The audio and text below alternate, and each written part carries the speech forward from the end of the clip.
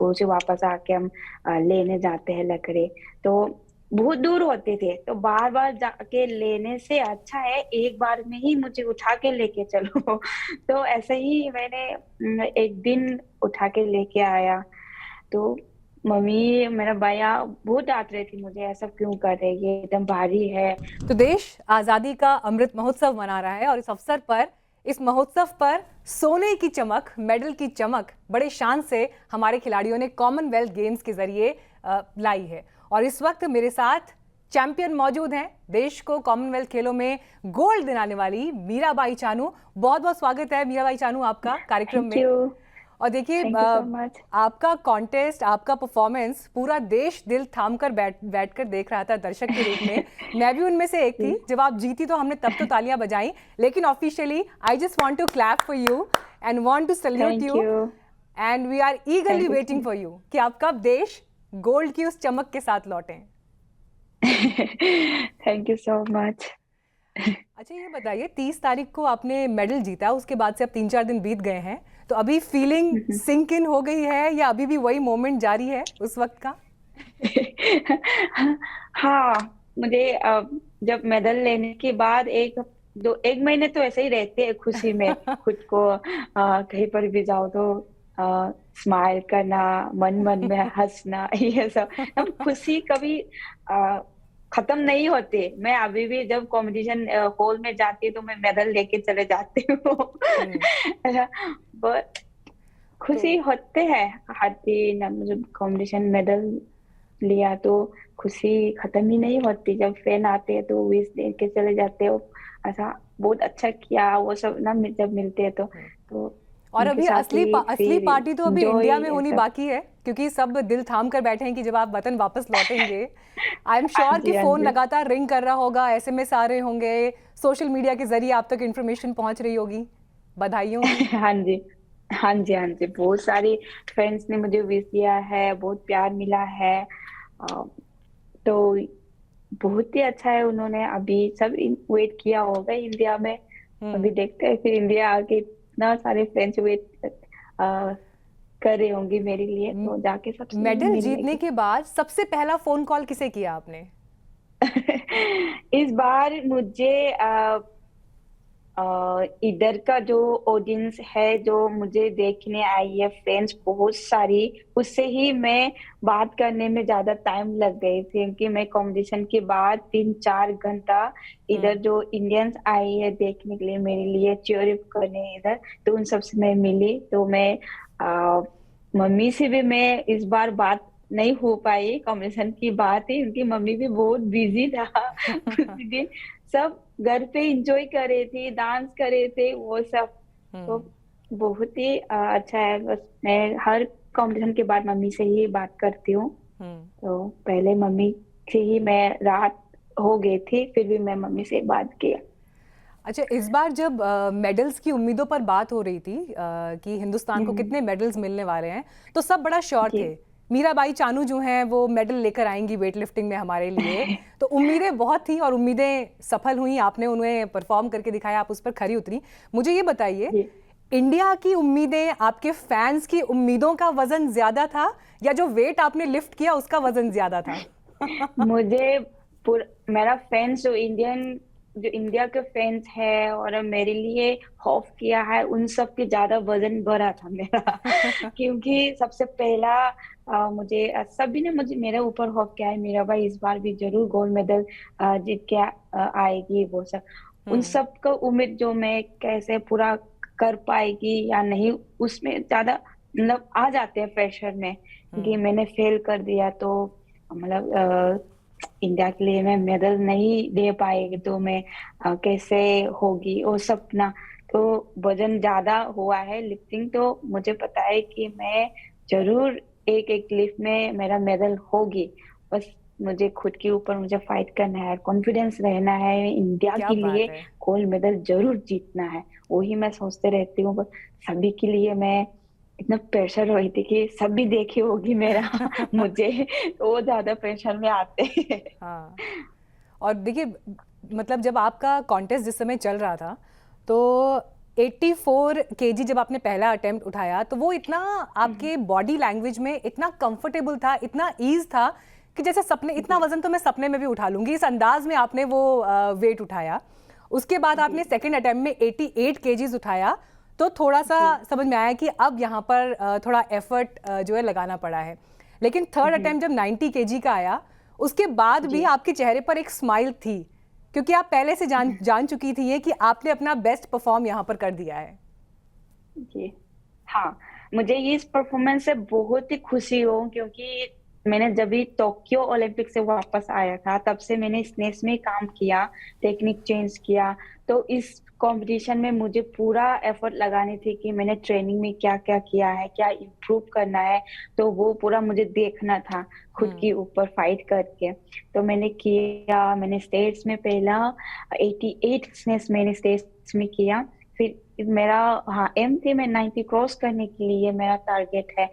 तो उसी को मैंने इंटरनेशनल स्टेज में मैंने टच किया था। तो अंदर से मतलब खुशी हो रही थी कि हाँ, मैं कर तो नहीं पाया, फिर भी मुझे आगे की उम्मीद थी बहुत ज्यादा, मैं नेक्स्ट कॉम्पिटिशन में जरूर मैं कर पाएगी।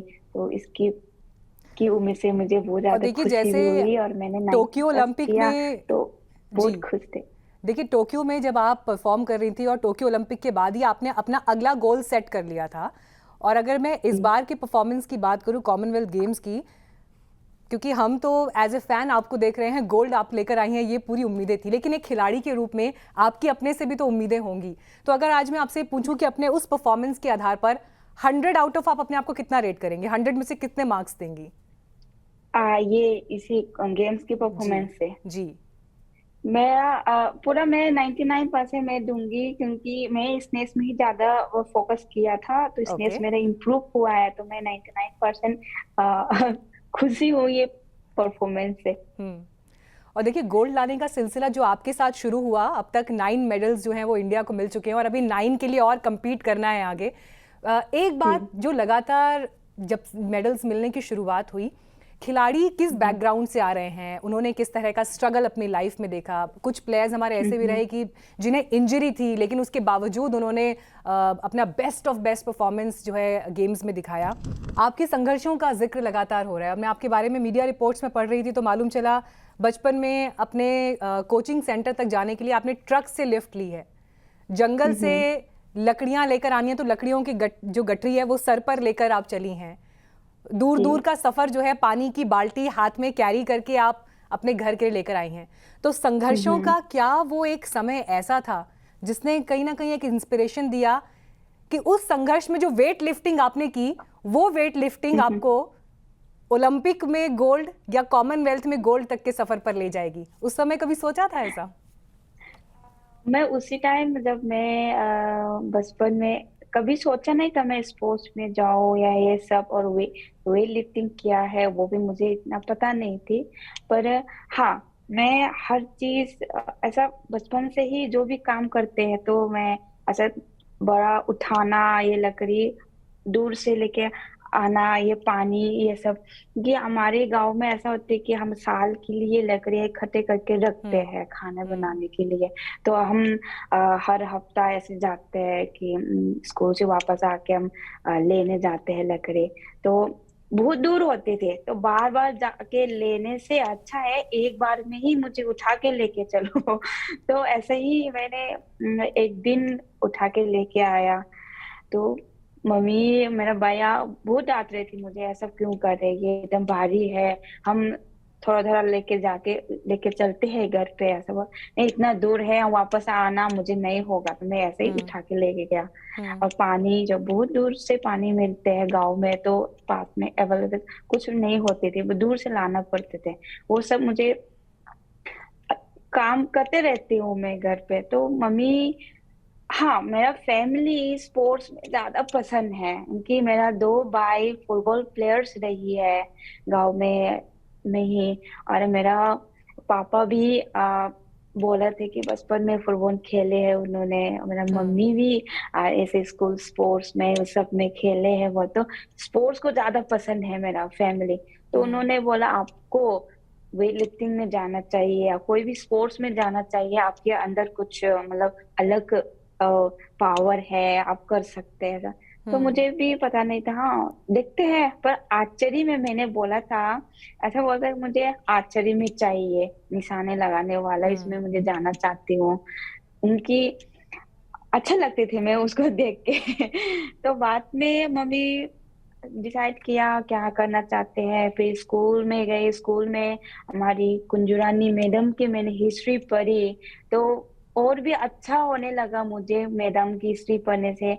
जो वो भी इतना मुश्किल होने के बाद इतना मेडल लिया था उन्होंने, तो वो जी। हिस्ट्री मुझे अंदर तक मतलब छू गई थी कि हाँ मैं भी मैम जैसा बनना चाहती हूँ।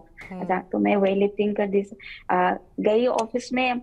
तो और सबसे अच्छा लगा, वो लोग इतना चिल्ला चिल्ला के ट्रेनिंग कर रहा था, तो वो देख के और भी मन हो गया मेरा करने का। क्या तो बात है। फिर मैंने डिसाइड किया, वेट लिफ्टिंग में गई। तो हाँ, बचपन से ही मेरा अंदर का जो पावर है वो सभी ने देखा है कि हाँ मैं वेट लिफ्टिंग जाके कुछ कर सकते हैं। आई एम श्योर आपकी ये बात आज देश में इस वक्त सब सुन रहे हो, खासतौर पर वो लोग जो गोल्ड लाने का सपना, मेडल जीतने का सपना देख रहे हैं, लेकिन संघर्षों से भी कैसे कामयाबी की एक राह निकलती है, वो अपने आप में आप उसके लिए एक प्रेरणा है। मुझे बताइए, पिछली बार जब ओलंपिक के दौरान आपसे ये सवाल पूछा गया कि अब मेडल जीत लिया है, ट्रेनिंग तो चलिए चलती रहती है, लेकिन अब उसके बाद सबसे पहली चीज that you want to eat, आपने कहा था पिज्जा खाना है। अभी पिज्जा खा लिया या घर आके, हाँ, या घर आके खाना हाँ होगा? जी, अगर आके भी खाऊंगी मैं। अभी भी मैंने खा लिया है कि मैं पहला जब मैंने गेम शुरू किया था तो कुछ ना कुछ हम खाते रहते थे। तो मैं 2014 में मतलब जब भी मेडल्स लेना शुरू किया, इंडिया के लिए रिप्रेजेंट करना तब शुरू किया, उसी टाइम मुझे भी मतलब ऐसा चेंज, सब कुछ चेंज होना पड़ा ट्रेनिंग की वजह से, वेट की वजह से। जो भी खाना चाहते हैं वो खा नहीं पाया, सर ने मना किया कि ये सब प्लेयर्स के लिए अच्छा नहीं है, बॉडी को खराब देगी जी। वो सब। तो इसकी वजह से सब कुछ बंद करना पड़ा मुझे। तो मेरा सब पहले से ही मुझे पिज्जा बहुत ही पसंद था, तो वो भी बंद किया सर ने। सर की ही डाइट चार्ट को ही मुझे फॉलो करना पड़ा। तो वो किया, तो सर को मैं बोला कंपटीशन के बाद जो मर्जी आप खाना चाहते हैं खा सकते हैं, पर कंपटीशन से पहले कुछ भी नहीं। तो मैं हाँ सर के बात में मान के सब कुछ बंद किया। तो चलिए, सब्र का फल ओलंपिक मीठा इस होता है। बार मैंने काफी सालों से नहीं खाया पिज्जा, तो मुझे मौका मिला था कि ओलंपिक की बार मेडल लेने के बाद मुझे पिज्जा खाना है।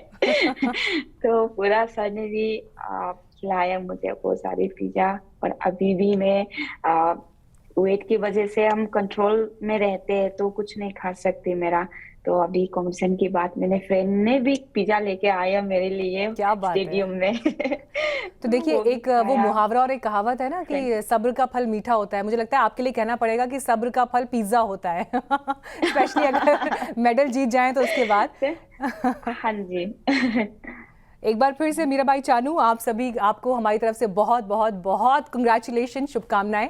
इंतजार आपके थैंक इंडिया यू सो लौटने मच। का है और मुझे लगता है जी उसके जी बाद फिर बिल्कुल। पार्टी की शुरुआत होगी। थैंक यू सो मच जी हमारे जी साथ जुड़ने बिल्कुल, के लिए। Thank you so much.